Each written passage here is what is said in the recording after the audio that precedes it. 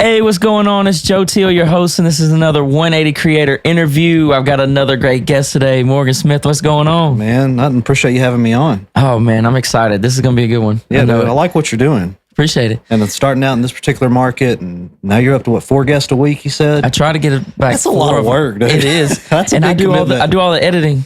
That's a big commitment. Yeah. But and what I was thinking is, okay, if I get my own stuff, every episode is free. Then it's up to me how much content I can crank out. You know, I'm not waiting on somebody to edit. I'm not, and all that's coming. You know, one day that will happen. But for now, it's like I know I'm kind of in the trenches. So it's man, when I see podcasts like yours, I look at like, let's say you follow through on that commitment for 5 years. 15, 20 years from now, like we can go back and like, this is what's going on during this time. Right. Because I mean, we may not have other news sources at that time. This may be like, all right, these were guys, this is what they were doing back then, and to see how it changes. I mean, that's going to be cool. Yeah. I have a feeling that somebody's going to like blow up and I'll have like the first interview of them. Yeah. I think that would be cool. Yeah. And I think what you said, there's one thing you just said right there. I wonder the future of like the news and stuff. Oh, dude. Man, because like what we're doing, we're super niche. So like I have to stay ahead of the curve. It's wild, some of the stuff that is coming out, but it doesn't matter what comes out. It's how the masses are going to consume that information. Like I don't really watch any TV anymore. Like I might watch some Netflix, but I'm typically going to be watching YouTube. I keep YouTube TV because I'm a sports guy, but outside of that, I have no need for it anymore. Yeah, live sports is the only thing holding me on to like YouTube TV. Yeah. Besides that, and the way we consume that's about to change. So we're about to go where you can just do per game basis. Like if you want to be a Cowboys fan, you can pay to just be a Cowboys fan. I mean, that makes sense though. Yeah. And when I found out that like 40% of every dollar you give DirecTV goes to stuff that like ESPN and like stuff I like, but your average customer may not care about. Like we've been running up our rates for no reason. Like they're forcing us to keep this. So anyway, yeah, I'm a YouTube TV fan, but if somewhere doesn't have internet, but I like it because I travel a lot and I'm watching basketball games on my phone. Yeah. I mean, that's not something we could do before. Right. Yeah. Man, it's I do hate it for like, let's say my kids, they're never going to experience early 2000 Sports Center, right. Like getting up at 7, eating your cereal. And real sports are on for an hour. Yeah. Highlights after highlights after highlights. Man, like I feel like I don't know why the personality thing where they have to have on-air personalities and talk and argue back and forth. That was the greatest time in sports, in my opinion. I mean, it really was, just in my opinion, but I miss it. I wish they would go back to that. And I'd probably start watching it if they did. For that hour a day, I look forward to it. Yeah, it's more like, I know everybody's obsessed with clips. That's that's big for us. Yeah, that's good for y'all. Yeah. A big percentage of our views comes from just a 30-second highlight or a 10-second highlight. Yeah. You don't have to have a 2-minute video. They're not like Facebook is going to pay us anything for a 2-minute video anyway. So we don't have to have all that. But yeah, just the way it's consumed, we'll say in the next 20 years, I just don't know how it can change that much. I mean, you hear about all these wearable devices and they're going to do away with cell phones and I don't know how that's going to happen. Like how is that possible with the way we consume media now? Everything's going to have to change. And like, I just don't believe at some point where everything's going to be holographic and, that just doesn't seem very cool to me. Like it seems cool for a little bit, but I don't want like the dude beside me to watch my holographic stuff. You know what I mean? But that's where they claim it's supposed to go. And I don't see it. Yeah. So, Game Day, what made that come about? Like, what was your inspiration for that? Well, I had a couple other businesses in town at the time, and man, I'm somebody that like really does get bored doing stuff. Like if I feel like, all right, I've done it, I just don't have a ton of interest in continuing to do it, and we still have our marketing company. I'm not really referring to that. It's just, I was bored. Right. And I'd had this idea, like, I wonder if college game day would work for high school. Like, I wonder if that would work. But I went out, I was asked to interview some semi-professional golfers, and I went out and did that at Texarkana Country Club. And I kind of enjoyed it. I knew the guys. It was fun. Like, they enjoyed the exposure. I enjoyed giving them the exposure. But then like the very next week, Jalen Smith came to town. He was a superstar for the Dallas Cowboys at the time. And I thought, man, this is a great opportunity for me to do this for real, try to interview this guy. Well, it was terrible. And I still have it on my Instagram. It was a terrible interview, but he threw me off because he was like, well, I'll give you one question. And I was like, golly, man. For an interview. And then I'm being like, well, what do you want me to ask you? Like, you know what I mean? Like, you give me one question. Well, what do you want me to ask you? Yeah, that's crazy. But he was in town for like an autograph signing in DeQueen. So, we were hired to do a little video for that through the marketing company. And anyway, long story short, I woke up on like July 29th, 2019, and was like, made a few phone calls that morning and was like, is this stupid? Like, cause I mean, at the time, you don't really want to like ruin your reputation on something failing, so made some calls and like Cameron at the time, he was at Red River Lumber, has Alpha Stone now. Called him, was like, man, could y'all make me a game day set? And he was like, well, how big? And I was like, make this thing big, like let's make this for real, and he's like, all right, we'll stop by. Well, in that particular time frame, I was doing a lot of business at Texarkana Emergency Center, called Brooke Marshall, and he got with Dr. Young, and they're like, yeah, man, if you can get this going, like, it'd probably be cool. We'd support it. I don't think it's dumb at all. And then Red River gave me the set. That's what did it for me, because I don't take things from people like I'm weird about. I don't want to feel like I owe you something, right. And they just didn't ask me. They were like, no, this is on us, So at that point, it was like, all right, we got to make this work. Like, even if I didn't want to do it anymore, all right, we got a commitment. We got to see it through. And fast forward to me reaching out to schools, like nobody really called me back. I had to go so through. You hit up people originally. Yeah, like I had like nobody. So I had to go through different channels. Like, hey, do you know so and so? Yeah, I know him. All right, you sponsor. All right, yeah. Can you reach out to him and see if they'd let us come do this? And Coach Gibson was the first one to do it. So they were ranked number 1 in the state at the time. So it was just a perfect storm. And that was 2019. 2019. This is pre us streaming the football games. Right. Okay. So we had a good group of guys. We had Jay Davis, Tony Langford, Craig Jenkins. We had a lot of guys along the way. Matt Fry helped us out with LE. And we would do our little pregame show, and looking back on it, like, it wasn't that great, but the main thing about it didn't matter. It wasn't about us. It was about the kids and the exposure and having them on, letting them talk, Yeah. And you saw guys like Bruce Garrett, Landon Jackson, that Ben Harmon. I can name off guys forever, but they all got to interview constantly and they got really good at it. Like Landon today is a great interview. He can interview with anybody, but he's that kind of person, Like Bruce Garrett wasn't great. He was the first interview I ever did, and like it was terrible. Like he just one question, they asked him an opening question, yes, no. Like he was like, dude was a football player. Yeah. You know what I mean? Like I ain't here to interview, I'm a football player. So it just kind of took off. It all started literally I had Brandy Kirkland, who was our videographer. I hired Aaron Whitehead, who's now runs Rabbit TV. He was a videographer. They were both working for TXK Marketing. And I was like, hey guys, like I know I hired y'all to do this, but let's do this. And they were like, yeah, I think that'd be cool. And then I wasn't prepared. Like was not. I mean, I just in my head, like I didn't even take on sponsors. Like, because I didn't like it was just my money because I was scared to take a sponsor and it failed. Yeah. And and just look bad, and but that's not what happened. I mean, we just Texarkana Emergency Center came on, State Bank came on, and they've been like the 2 pillars for us that have really helped us grow. As like a small business, especially in that sponsorship market, if we didn't have like Dr. Young and his name, and Joe Nichols of State Bank and their name, like those are when they support you. All right, it's got to be legit. Yeah, it helps. And one of these people like I don't do something to fail. I have failed at some things that we've tried, but like this was one of the things. Like I played Texas high school football. I've experienced it, the high and the low, just like every other athlete that's been a part of it, except for, 12 teams a year don't experience that low, but that's it. And there's like 1,897 teams in the state of Texas. Whew. So like I know it, I love it. But I'd been away from high school football I had that bad fit, we didn't finish high school football the way you wanted to. We were a number 2 ranked team in the state. It's the things you remember. I got beat by Dangerfield. I remember where it was at. I remember how I felt. Where did you go to school? I went to school at Longview all the way to my sophomore year and then went to Longview Spring Hill after that.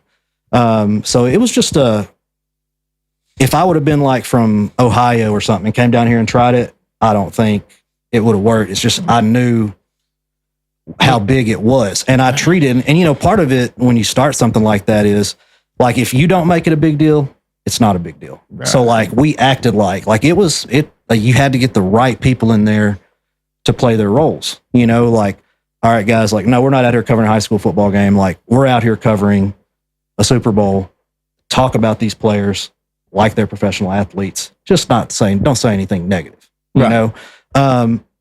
And people loved it, you know? And I nobody else was doing it. And yeah, I mean, like, let's just be real. College game day is pretty cool. If we could emulate any of that, it'd probably be a good look, you know? Yeah. And, man, I tried early on to like partner with different people. Like I tried to do all the things you would do when you're starting out, and nobody would lend a hand to me, you know? And they just couldn't see into the future. And I had no idea it was going to, you know, a lot of things happened, like COVID happened, and then we were able to stream. Like, yeah, that, you know, I wasn't ready for it, but I knew we were going to do it. You know what I mean? Yeah. So, do you think COVID was a positive? Man, you can't say something that all them people died is a positive, but for that particular industry, for your business, yeah, for that particular industry, yeah. Right. And you know, like, one of the things I'm proud of, like, we're known for like, I'm not always right, and the content may not always be what people agree with, or we might not have enough of this or enough of that, but it's gonna look good. Yeah. You know what I mean? Like, we ain't gonna put nothing you know you ain't proud of out there. You know, so it was always like, hey, we can be bad, but we're gonna look good. Yeah. You know, we can be on here and all of us suck on this panel, but we're going to look good one way or another. You know, like the stream's going to look good. And that's one thing. Like I enjoy. People don't realize, man, I've given up so much for game day. Like, you know, for every person that really loves you or loves your product, you're going to have 2 or 3 that dislike it for no reason at all, or they may have a actual reason not to. You know, there's people out there that have legitimate reasons not to like our product, or not to like me, or not to like, you know, whatever. It took me a while to get used to criticism because on my end, it's like, man, like I went all in for y'all. Like, so, you know, and a lot of people don't understand, like, you have to make decisions based on your personal finances. Cause you know, it's not like we were just making a ton of money or anything, you know. Right. I had other things and I was funding it through my different businesses just to pay for everything.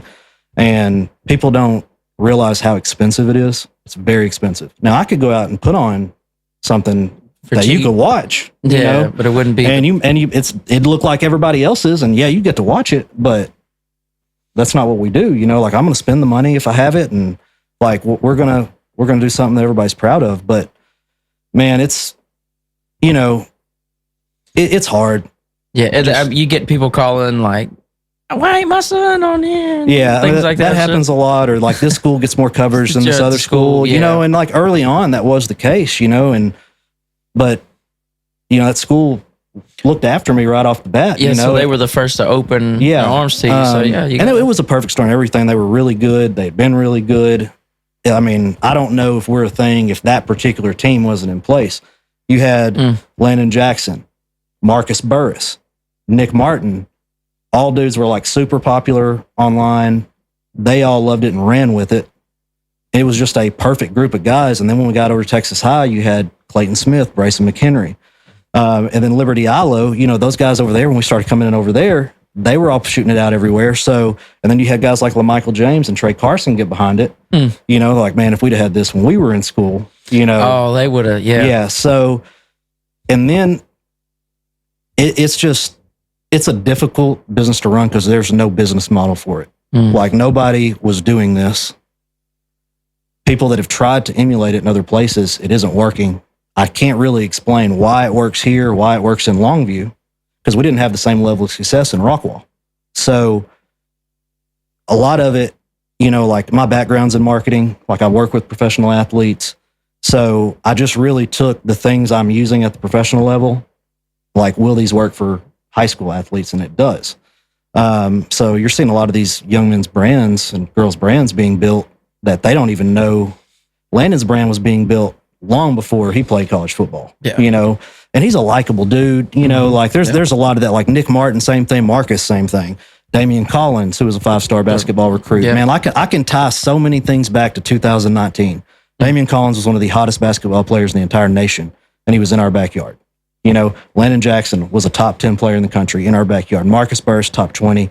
Nick Martin, top 100. Clayton Smith, top 50. So, like, a lot of luck happened. I ain't gonna act like that didn't happen. A lot of luck happened. Right. We had Coach Cal tuning in to watch Damian play on our stream. Like, that's a big deal, you know, for a little small company like us who was bringing in no income. You know, we're just doing it. I hope this works out. Nothing else. We're going to have fun, you know. But man, it's been great. Sometimes I'm really surprised where it's came, and still get a lot of criticism. You know, people just don't understand. Like, I gave up a lot to do this. Right, dude. I'm messing with other people's kids more than my kids. Like, I miss my kids' stuff to go be sure their kids get coverage. Yeah, you know, like people, the way it looks, and partly this is my fault, is I think people assume like we're some big company. Like, oh man, they must have 20 guys working up there. Well, we don't. How many do you got? We have 3 full-time. 3 full-time. We have a bunch of part-timers that help out on Friday nights and things like that. And we've partnered with like LETV, Tiger Vision, PGTV. So, you know, a lot of the production, we want them to learn how to do it, because I hire directly out of those places. Dodie, that's running everything now, came directly out of Tiger Vision. One of my other guys came out of Redwater TV. So, because you can't find people with experience. Like, nobody has experience doing it. Yeah, it's not something this. Yeah, like nobody, it hadn't been around that long, you know. And historically, there's really no money in it. So, like, why do it? Like, nobody can afford to pay you, you know. So, but man, I get like a lot of the marketing stuff over time, because game day takes so much time. That's kind of died off a little bit for me. We still do a lot of it, but not like we were pre-COVID. But man, I love game day. I love Texas high school football. I've had to learn to like be a baseball fan. We didn't cover baseball first year. Like, I did not like baseball. Yeah, because I've watched baseball games. I've watched basketball games. We do softball, volleyball. Yeah. When we had I just want you to think how far this has came, and you understand the viewership stuff, okay? I was looking, the very first football game we ever streamed was PG Atlanta. And it was 2,000, that wasn't PG. It was PG somewhere. It was one of the schools around here. And it got like 6,000 views. And we were like, oh my God, I cannot believe 6,000 people watched this football game. That's crazy.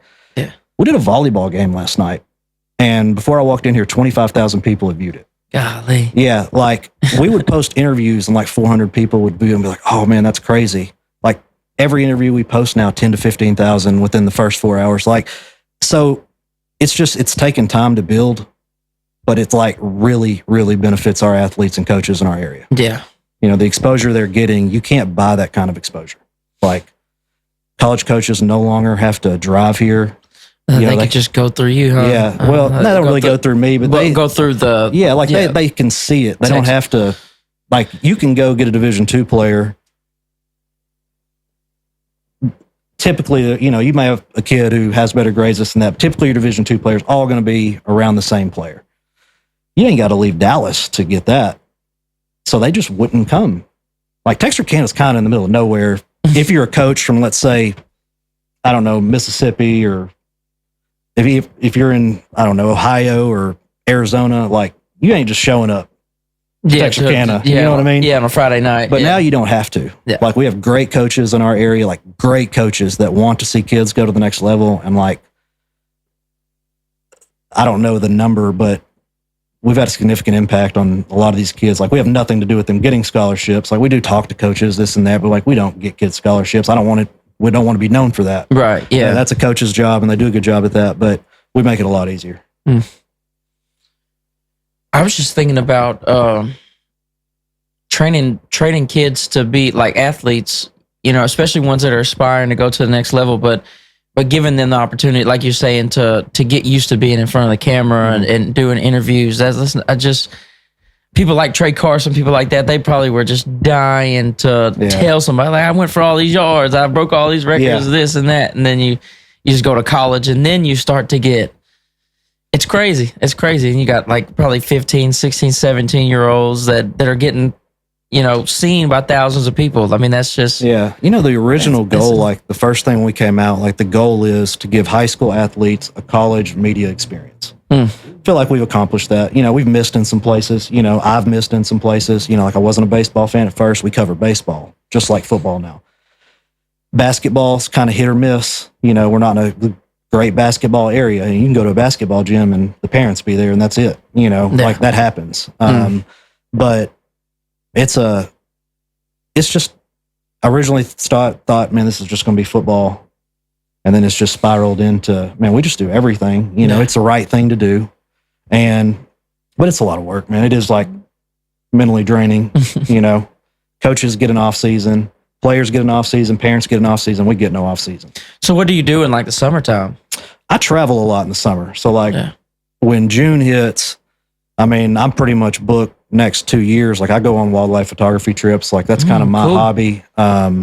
It don't get into it. It's the most expensive hobby in the world, but I travel all over the place. Where you like? What kind of wildlife stuff you going? So like I'm a huge fan of bears. So I started off in like Yellowstone National Park, and I still visit there 4 times a year probably. I have one of those Sprinter vans, the camper vans, and I just leave it in Bozeman, Montana. So I just fly to Bozeman, take an Uber 2 miles to my van, get my van, and like that's it. Heck, so. Yeah. But I go to the last 3 years, I went to Alaska in the summer. I go to like, I could tell you where it's at, but you're not going to it's a way off the road system. I mean, you got to go like float plane, bush plane, then float plane, then you get there. Oh, wow. So it's like Katmai National Park. It's kind of across from Kodiak Island. It's like really southwest Alaska. Some of the largest bears in the world are there. They're called coastal brown bears. I like to go out there. It's super wild. I have videos. I'll shoot you some of, I've had bears 3 feet from me before. I mean, like you sleeping? Where are you sleeping when you do it? Are you staying out in the woods? Yeah, this last time I stayed in a cabin, but the year before I stayed by myself for 5 days. Oh, I bet that was cool. Well, yeah, I had a bear tear up my cooler. Like, it's I'm not just like I'm scared of snakes, scared of spiders. I'm just not scared of bears. I don't know why. I just don't have a fear of them. They're much more dangerous than snakes and spiders. But it's a respectful thing. Like I know, like they really are everything we've been told about bears. And you're going to find a video online that says otherwise. Like anything, like people do get attacked by bears, yes. But everything we've been told is really to protect them from us, not us from them. They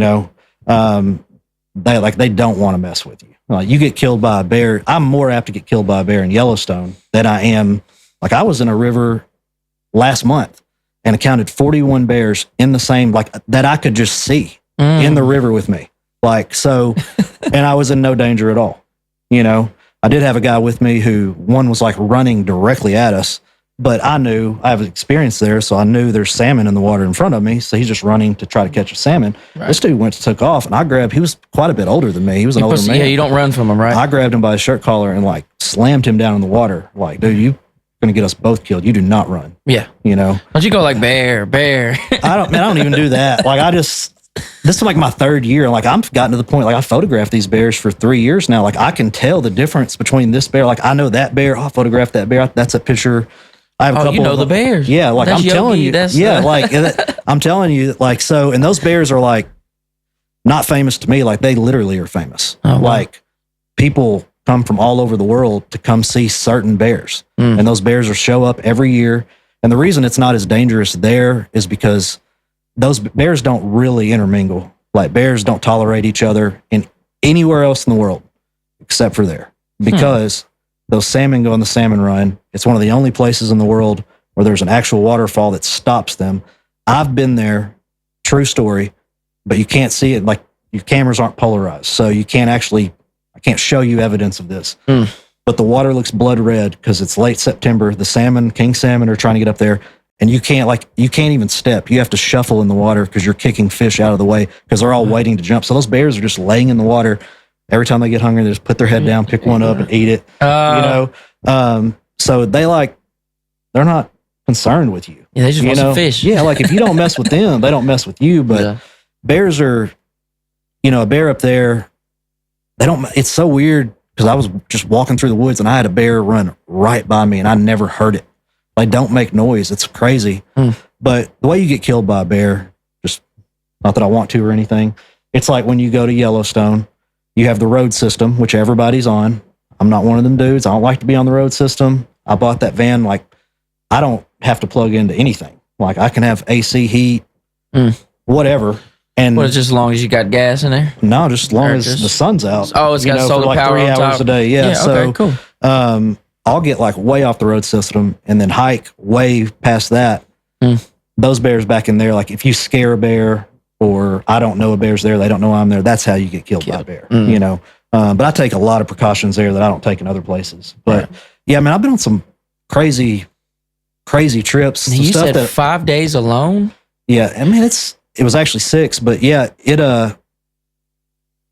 was one of the best trips of my life. Did you have your van or were you? No, I was in like remote Alaska. Like I didn't even know where I was at. Like, I mean, I pointed out on a map, but like I couldn't have told somebody how to come get me. You know what I mean? Oh no. Yeah. So, so if you had an emergency, like I have a little Garmin thing. I just press a button and it would like SOS or whatever. Yeah. Okay. So, I love those kind of trips. You know, I want to go to Africa next year. I love bears, so I'm gonna go do a polar bear thing. I'll probably go to Svalbard to do it. Where you gotta go? How far up do you gotta go? Or is it up or down? Well, yeah, polar bears are up. Up, yeah. My bad. You really don't have to go that far. I mean, you can go halfway up Canada and maybe see one, but you know, you're talking 700-800 pound polar bear. I've seen 1,500 pound brown bears. Right. You know, so the bear being white doesn't really like. Yeah, you want to see a monster. Yeah, I want to see the 1,500, 1,800, 2,000 pound, 12-foot tall, like killing whales, polar bears. Like I want to go where that happens. Goodness gracious. Yeah, you know, this last trip I was on, I'd been out all day and I was sitting near the bank, but there was a high embankment above me. Some dirt fell beside me, and I knew what it was before I even looked. But them bears, they don't mess with you. I'm telling you, like they just don't mess with you. Do they not mess with you? Just you in particular? Well, most people that are there, because people can come, you can fly in for the day and leave. You know, like that's how a lot of Alaskans operate. They just have little planes. You know, not even nice ones. Some stuff I wouldn't fly in. You know, but you know they have like elevated little paths and stuff you can go on and places you can go view. Well, like that ain't for me. Like I'm out there to photograph stuff. I get in the water with them. So, but anyway, I'm sitting there and I look up and this bear's head it had to be 2.5, 3 feet wide. It was the biggest bear I've ever seen. And it was the first bear I'd ever photographed up there. Oh, wow. And I didn't know that later until I went back to look at photos. Like that bear had gained so much weight. Like he was huge. And they're not even big in July. He's going to be huge in September. I'm going to start eating. When they get ready to go hibernate, I mean, he's probably going to put on another 400 or 500 pounds. So he was huge, that makes sense. Man. Like, how tall do you think he was? See, I don't know. I don't know. I don't know if those bears are just like that. They're the biggest brown bears in the world, so they're the same bloodline as the Kodiak bears. The big Kodiak bears have been killed off, though. These bears have never been hunted. So, I don't know, man. He's probably he wouldn't have been 10 feet tall, but probably a good 8. But just fat, which is massive. You know, though. That's just and like some of the footprints you see. I mean, they're like that wide. I mean, like it's just like golly. And then their fingernails. I mean, 7-8 inches long. But I stayed in a cabin there this last time, and they only have like 5 cabins, so it's really difficult. And I'd won a little lottery system. You had to pay for it, but I won a lottery to stay there. So I was like, yes, let's do it. You know. And I went out one morning. That's like. They rang a breakfast bell because they cook there too. I mean, it's a legit place. You can only get there by float plane though. Walk out and take a few steps, turn around, forgot something. There's a bear sleeping right by the cabin.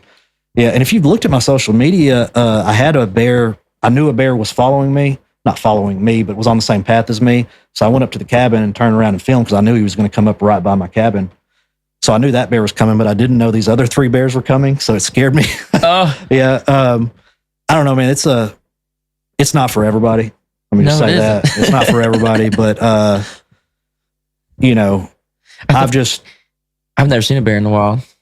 Yeah, I wouldn't recommend doing the stuff I'm talking about if you've ever just seen one, but you know, not all bears are the same. Like I don't trust those bears. I just know one person has been killed there ever, and they made a movie about it. It was that Treadway guy and his girlfriend that was living with the bears.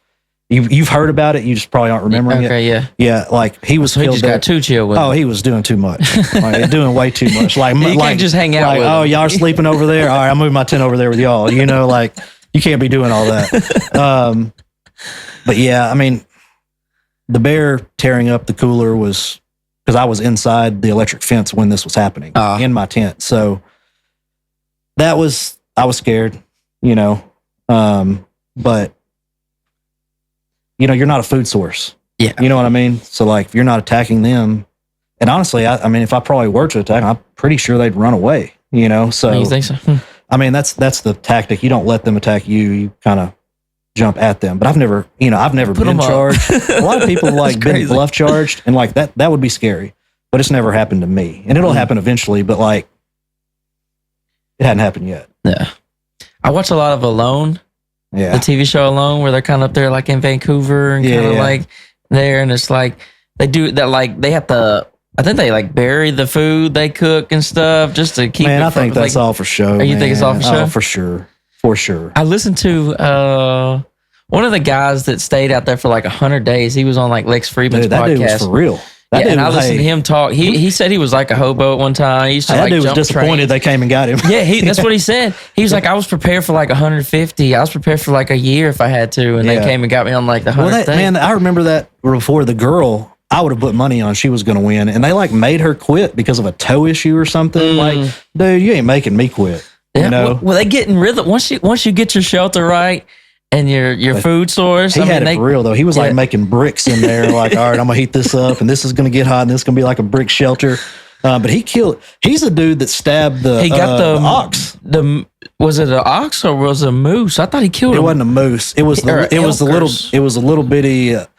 It's not an ox like that pull. It's the black shaggy hair with the. I can't think what it's called. They're super rare. So the fact that one was even, if there wasn't video evidence of it being dead after the fact, I would have swore there's no way he killed it. Yeah. But they are, after seeing one wild, like I can see you probably could run up on one because they just, like their protection is their thick skin and their head. And like the only thing that can kill them is a bear. But bears don't hunt them. So like, I believe it because I guess it was on there and the dude did eat it. But if you'd have just told me that, I'm like, no, he didn't kill it. Yeah, he's like, hey, I didn't have to eat fish for a while. And he was like catching rabbits at the beginning and stuff. And he's like, people always start with that small game. Like, dude, you have a treasure trove of just fish everywhere. Like, you can go catch fish there with your hands. Like, it's not even hard, you know? But you get into any survival type skills or are you really just there for the bears? I like to fake like I get into it. But like I'll buy all the stuff for it, but I ain't really about it. You know what I mean? Like, you're not roughing it too hard ever. I mean, I don't mind. I guess if you saw my van, you'd be like, oh yeah, you ain't roughing it. But when you go to Alaska, I mean, you don't have a choice. Like there's no way, like you get off the road system, which if you go to Alaska, like I really recommend, there's some beautiful places on the road system, but the Alaska road system just isn't that big and everybody's on it. Take a bush plane somewhere, like go somewhere that, other people are at and it's safe, but, get out from the big crowds. Alaska's beautiful. So you just have like what you can carry if you're riding in planes. Well, and stuff, what right? I did on that particular, I mean, you're weight limited on a lot of that stuff. So, I don't really, now when I go, I carry like one change of clothes.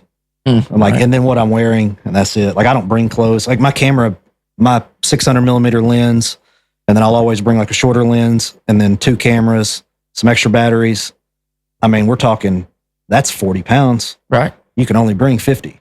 Yeah. So by the time you put in like toiletries and stuff, like you can't bring anything else. So we used to go to the field for the military stuff. And it's like, we'd be out there for like a week and you have to live out the bag. Right. Yeah. And my first pack through, I'd have all the stuff I really wanted.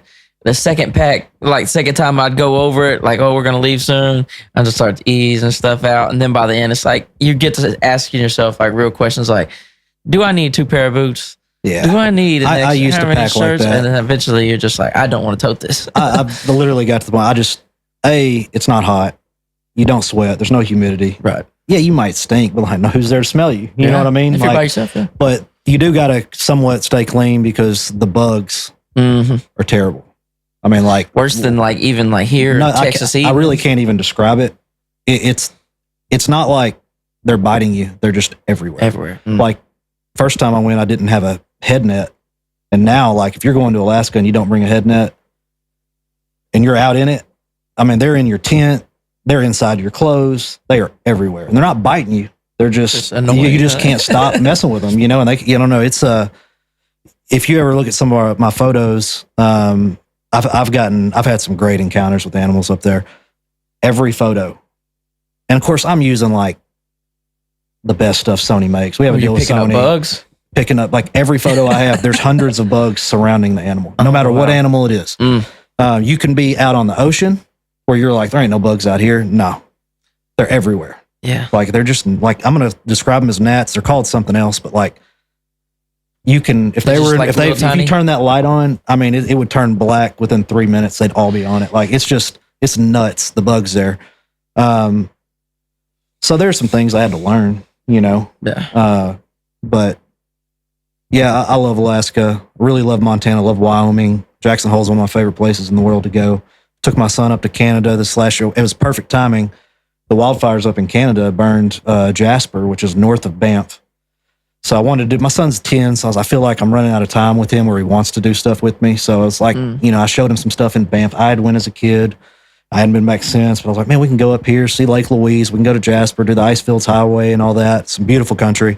And just take the van, fly into Montana, pick the van up, 8-hour drive, do it over 2 days.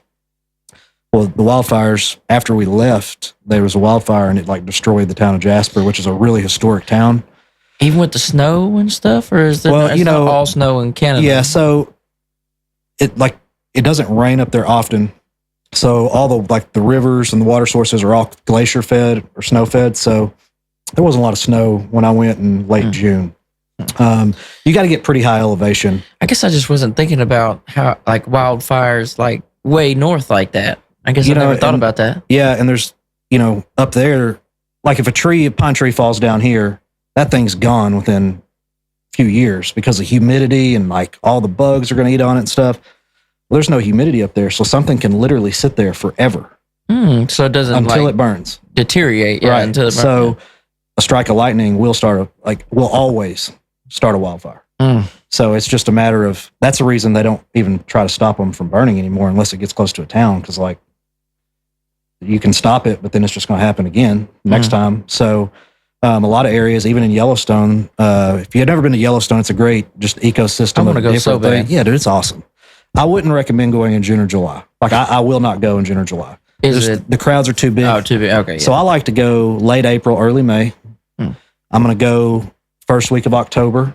I'll go back January during snow season. I'll probably go back in February.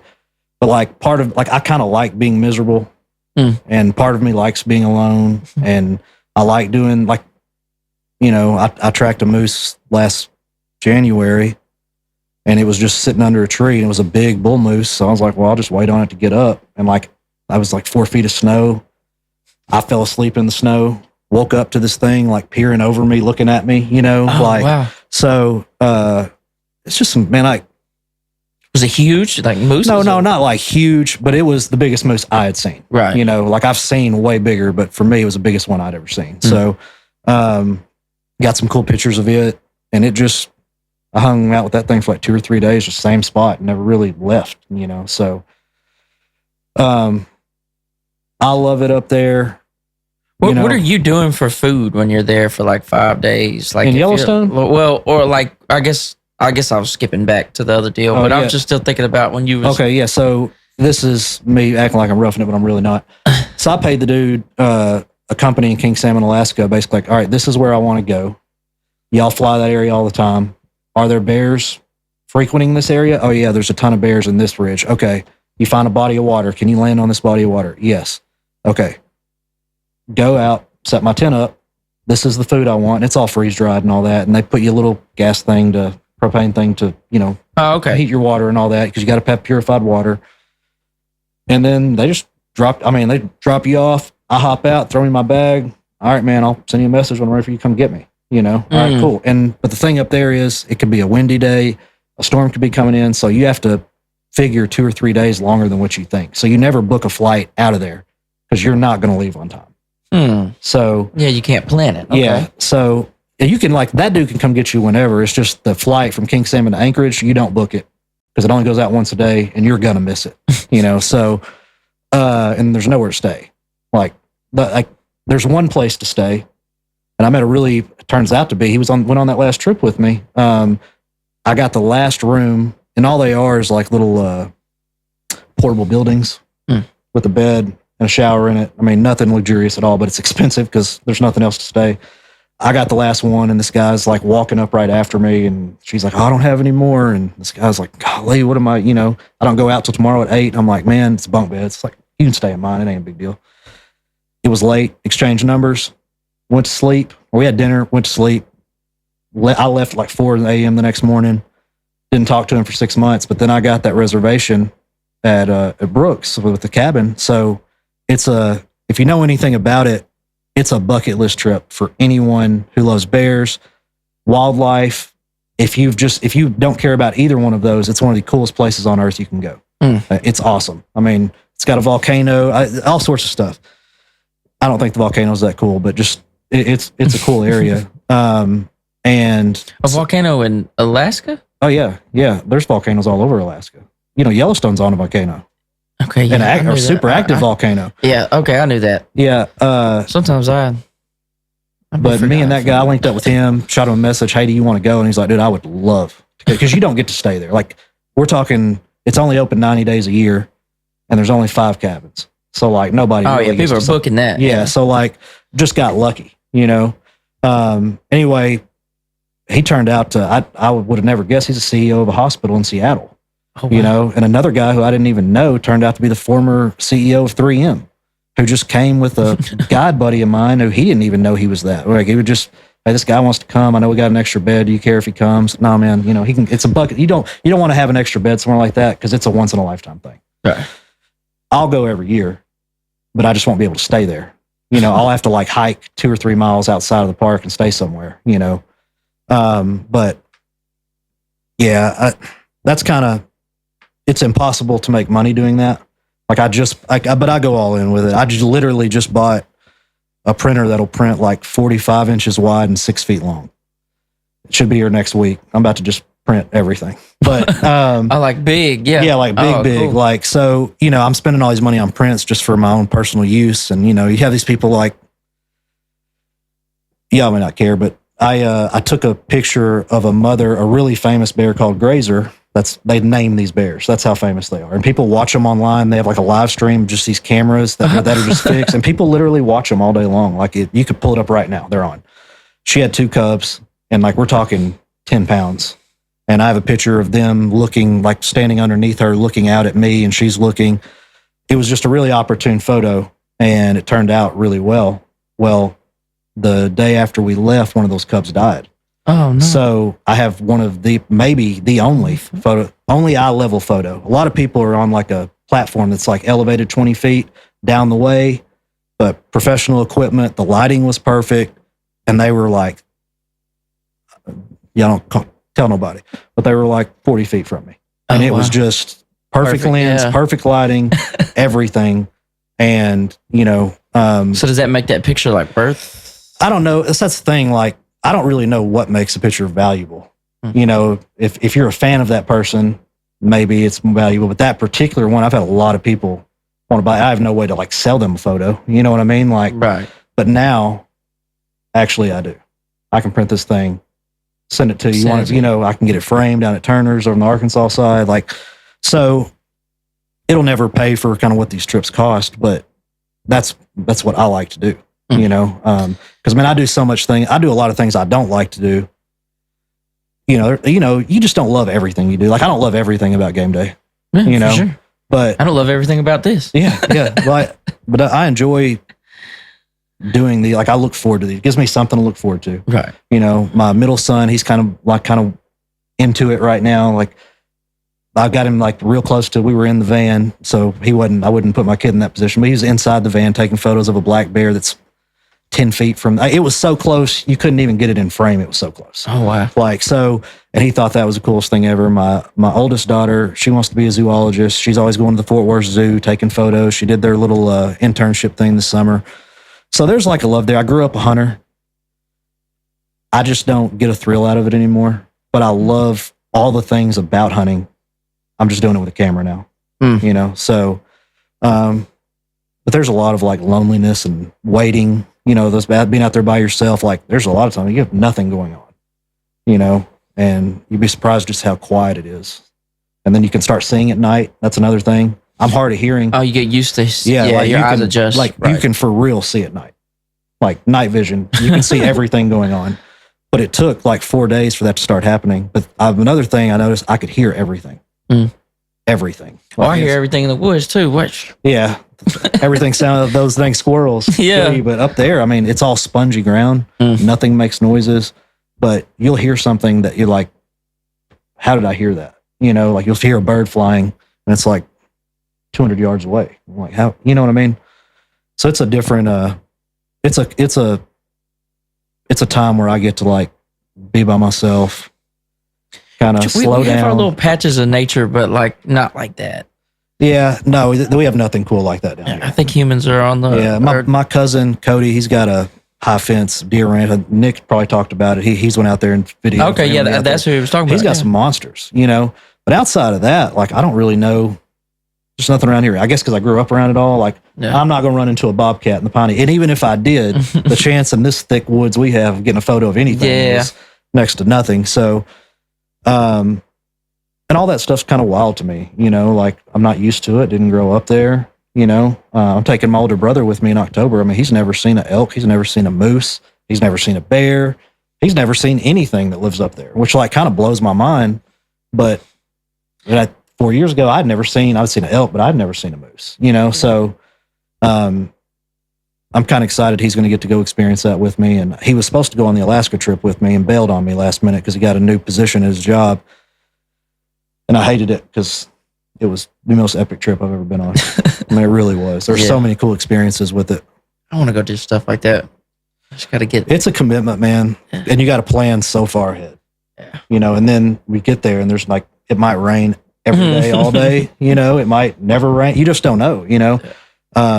When I was out there 5 days by myself, I don't want to bore everybody, but dude, it was cold. I didn't know the wind was coming in off the Arctic Ocean. What type of temperatures are you talking? All right. So I thought the only place you could look up close to it to see what the temperature was, the 7-day forecast, I did. Well, like that didn't matter evidently because this place was in between valleys. The Arctic Ocean's wind, which we're nowhere near the Arctic Ocean, somehow blew all the way through here. So it would get down to like 5 degrees at night. And remember me telling you I only brought one change of clothes, really? I was wearing everything I had and waders inside my sleeping bag and was freezing cold. God. And you couldn't start a fire out there if you had to. I was in I'm not going to marshland, but there's no trees. Yeah. There was nothing to start a fire with. It was cold. But after that, I learned fill water bottles up with hot water and just put them inside your sleeping bag, and that works. But I didn't know that at the time. Now I would have stayed warm, but dude, it was. Oh, like when you're boiling water to like purify it, just get it warm. Your body heat will keep it warm for a really, really long time. I never thought about that. Yeah, I hadn't either, but I know now. I want to do like survival stuff. I think that'd be fun. The wildest thing, I want to float the Yukon River at some point. Oh, that'd be cool. You know, that's not something you can do by yourself, but you know, with a group of dudes I like, you know, want to go to Africa, want to go to Botswana. That's not super wild. It's just, you know, depends on where you go. Those animals are kind of the same thing, like as those bears, like they're used to seeing people. Yeah. Some wild animals over there though. You come across a lion or something. Yeah, but I mean, when's the last time you heard of somebody getting killed by a lion?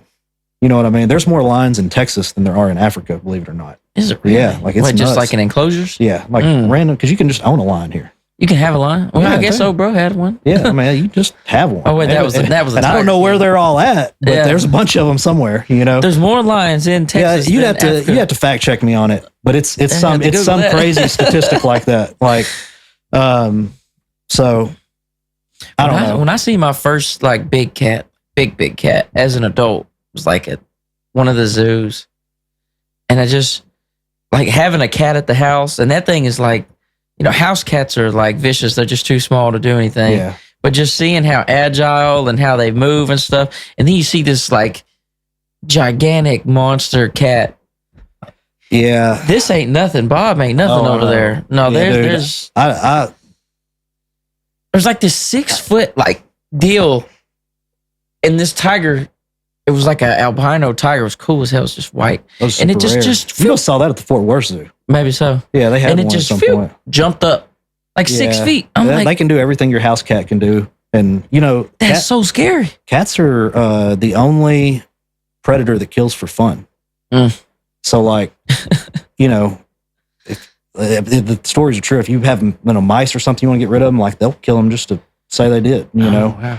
I heard Joe Rogan said one time that they looked it up. They kill like 3 billion mammals a year, like all cats, like big cats, little cats, all together.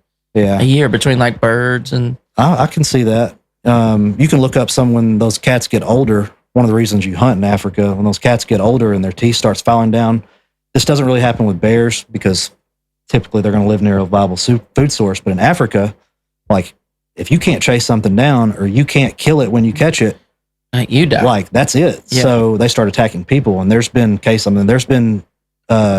can't think of the tigers where it was at, but they made a documentary about it. Killed like over 100 people in one village. Damn. Yeah. So like a lion. You mean a lion? Yeah, I guess it had to be a lion. In Africa. Yeah. So, but dang. I'm not too like diverse on big cats. It wasn't a cheetah, but whatever the other one is. Pumas are super dangerous. Yeah, dude. I want to. But you go places. It sounds like where there's pumas, right? Yeah. So there's mountain lions in the Teton Mountain Range. I've never seen one. So all these bear trips, you never came across a big cat? You're not gonna see them. Like unless that's the problem. You ain't gonna see them. Yeah, I mean they're there. You're just not gonna see them. No, man. I'm always like on forums, and I have like certain keywords in Google, like Yellowstone mountain lion or Grand Teton or Teton Mountain Range, Jackson Hole mountain lion. And like I'm telling you, if there was a mountain lion on a kill within 150 yards from somewhere accessible, I would be on the next flight up there. That's the only time you're going to photograph one. Like you're never going to while they're eating what they've killed already, huh? Because you're not going to know that they're there. They'll know you're there. Yeah. You're never going to know they're there. So, they're really, really cool animals. Like really cool animals. Pumas or just big cats in general? Big cats in general. Yeah. Like the North American big cats. I mean, they're just super elusive. I don't have high hopes that I'm ever going to see one. It might be bad if you see one. Well, I mean, they're one of the things that are. You're probably right. Now thinking about that, you would think they'd be more scared of you, but they're more dangerous than bears. When you say, as far as I mean, I don't know. I just can't get behind a 70-pound cat killing me. Like I just don't think I'm going down like that. You know what I mean? Like because they're like their tails would make them look bigger than they actually are. Like you get a 150-pound cat, I still don't think that thing's killing me. Like unless it's like coming up from behind and gets me by my neck or something right off the bat. Like I'm not going out like that. Like a bear, there's nothing you can do, but I'm gonna rip an eyeball out or something. Y'all are gonna be able to say I did something. And you're like, yeah, man, that dude went down like a champ. But I don't feel like that's the way I'm gonna go out. Like you can't say, oh man, a mountain lion killed him. Like, that's kind of a bad way for me to say I went out. But I mean, you've seen the mountain lions with like the arms. I know, man, but like I'm throwing hands on them. I'm gonna bear hug them. Like I'm gonna do something. Like I got my monopod. I don't know. We're gonna figure something out. I ain't gonna get punked out by. I ain't gonna like it. Yeah, but I just don't think. What about wolves? You ever I've had a lot of encounters with wolves. Wolves? Yeah. Wolves are real deal scary. Yeah, like real deal scary. It's like I just looked at a size comparison chart. I was doing some podcast with somebody and we was talking about it. Which, like people think that I've seen a husky. They say like that ain't nothing. They're like yeah. So I tried when I was on that trip by myself. There was a Alaskan wolf, which I've been around a lot of Yellowstone wolves, and those were brought in years ago. I just wanted to get a size comparison. Like, how much bigger are these things actually in Alaska? The paw was bigger around than my fist, which is, we're talking a 200 plus pound animal. And I would see, like, it's flat. Like, if it's out there, I'm going to see it. And I mean, I could never see it. There's just little hills, and it just knew how to hide. But I knew it was coming up to the camp because I would see the footprints. Right. But I never saw it. But I would have loved to have seen that to put in perspective because, the Yellowstone ones, how big are they? A full grown male, which is few and far between out there because it's super competitive. I mean, 120, 150 pounds, maybe 170. That would be pushing it. It's still a problem though. Yeah. But I've had some close encounters with wolves and, I don't have like a sense of fear of them because I don't think one wolf could kill me, but it's a different, bears, that's a top level predator. Like right. you're not winning that, but like a wolf, it's kind of like they're a little bit more curious and they're way more skittish than any other animal. Like they're really smart. So even being close to one is like, you just got to be lucky. I had an experience, ended up on CNN and like a bunch of different places. It wasn't my video. It was a guy that was with me's video. I was doing photographs of a wolf and a bear fighting over a carcass. And like the wolf looked like it was playing, like wagging its tail like a normal dog. Like I'd never seen that. That's the reason it went viral is because nobody had ever seen that kind of interaction.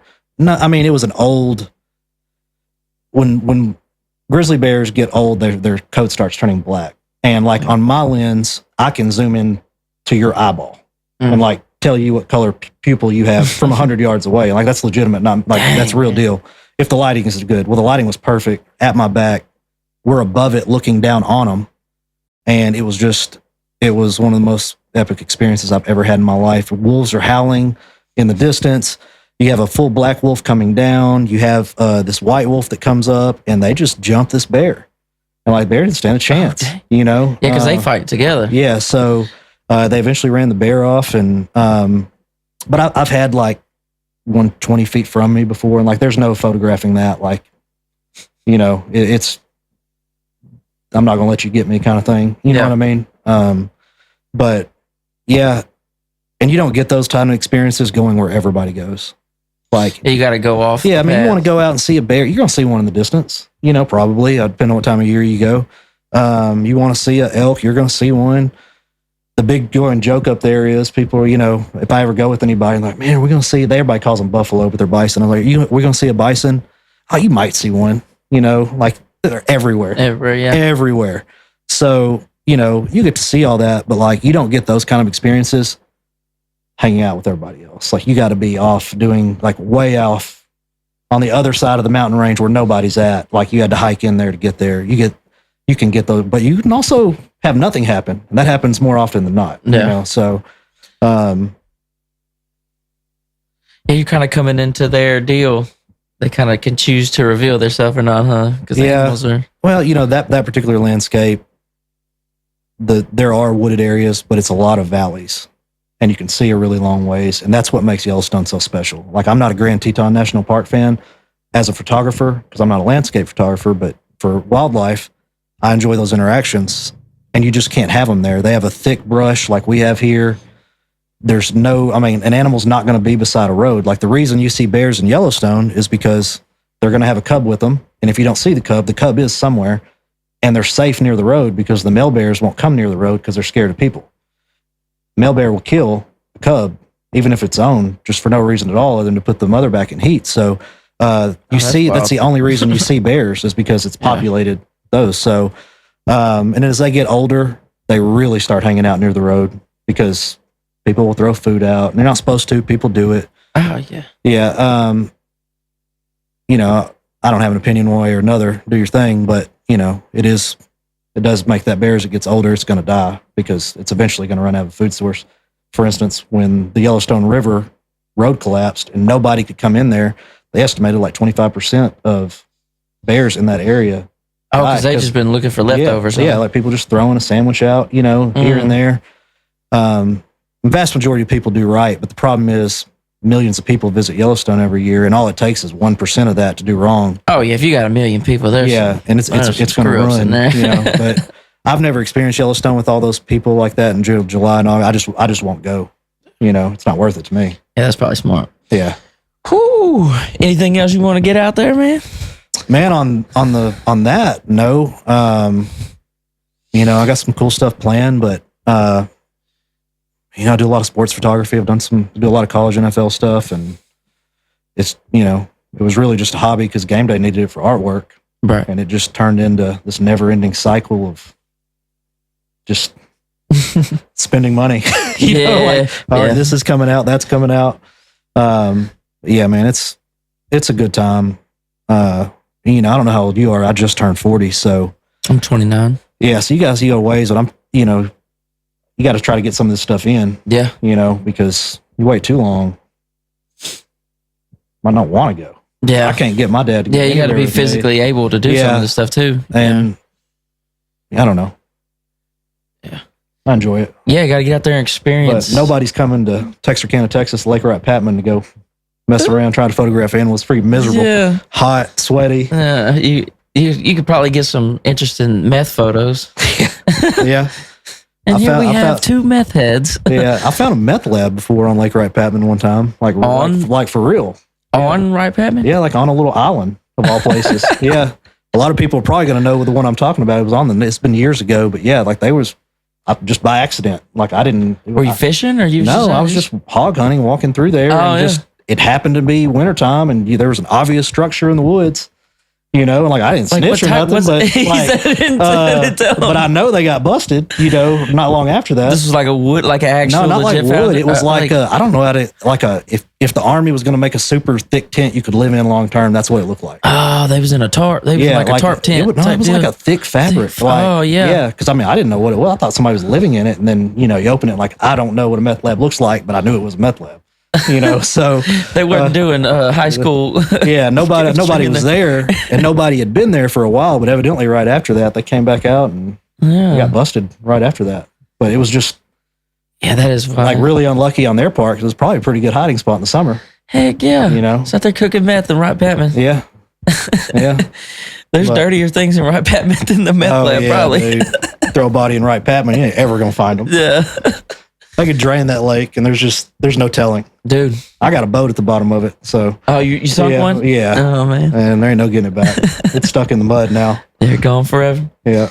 Well, hey man, I appreciate you coming on. I enjoyed it. Man, we got to do this again. Yeah, I would love to. Yeah. Yeah, I enjoyed it. Texarkana GameDay. It's a lot easier to find him than me. So y'all make sure y'all check that out. For the channel, Joe Teel 180, the 180 creator interviews. I try to drop at least 2 a week. And so you went down from your 4. Well, I record 4 a week. I try to stay ahead. You're gonna take some vacation then? Oh yeah. Okay. I skipped like 2 weeks last week, and because I'm gonna post every week on YouTube. Good. So hope you can build an audience on there, man. That's the hardest one to build an audience. I haven't figured YouTube out yet. Yeah, I mean, we have all these people that watch, but nobody will subscribe. It's crazy. I'm trying to. Every day's just an experiment, and I have 2 different shows. So I'm trying different things on 2. So I'm like actively running 2 channels. Like, I mean, we do a lot of that, just trial and error. Yeah. To figure it out. 'Cause like I don't know how to read an algorithm. Yeah. It's tough and they change. Yeah. Yeah. Algorithms are changing. Sometimes we do stuff and I don't even know why it worked, but we'll just roll with it, Yeah. Hopefully that happens to you, man. Hopefully you get I appreciate it. I just try to find good guests and interesting stuff to talk about. Like today, I love nature. I love bears, all that stuff. So I learned a lot. I just finding cool people that are telling me cool stories. And so I feel like it's going to work out. Hope it does. Yes, sir. Well, appreciate y'all tapping in. Y'all be blessed. Y'all have a great day, man.